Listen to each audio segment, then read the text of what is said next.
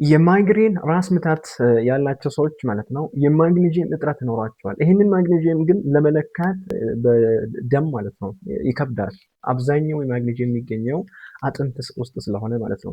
ስለዚህ ምንድነው የተለያዩ ጥናቶች እንደሚያሳዩት ማይግሬን ያላቸው ሰዎች የማግኒዥየምን ከፍተኛ መጠን ከወሰዱ ተመላልሶ የሚመጣው የራስ ምታቱ ማለት ነው እንደሚቀንስ ነው ማለት ነው ጥናቱ የሚያሳየው። ማግኒዥየም ለተለያዩ ጥቅሞች ሰውነታችን ላይ ከ300 በላይ ኤንዛይሞች ላይ ይሰራል። ሮል አለው የስከቱ ማይግሬን ያላቸው ሰዎች ይህንን ከተጠቀሙ ራስ ምታቱ እንደሚቀንስ ነው ጥናቶቹ የሚያሳዩት። ነገር ግን አንድ ማወቅ ያለባችሁ ነገር የተለያዩ ብራንዶች ናቸው ያሉት። የምትገዙት ያው እንደ ማግኒዥየም ግላይሲኔት ወይ ባይግላይሲኔት ሊሆን ይችላል። እዛ ውስጥ ያሉትን የኤሌመንታል ወይም ደግሞ የማግኒዥየም ኤሌመንትን ቼክ ማድረግ ይጠበቅባቸዋል። ምናልባት ይህንን ማግኒዥየም እየወሰዳችሁ ነገር ግን ህመሙ ተመላልሶ እየተከሰተ ከሆነ ምናልባት እየወሰዳችሁ ያላችሁት መጠኑ ዝቅተኛ ስለሆነ ነው ማለት ነው። ጥናት የሚያሳየው ከፍተኛ የሆነ ዶዝ ነው።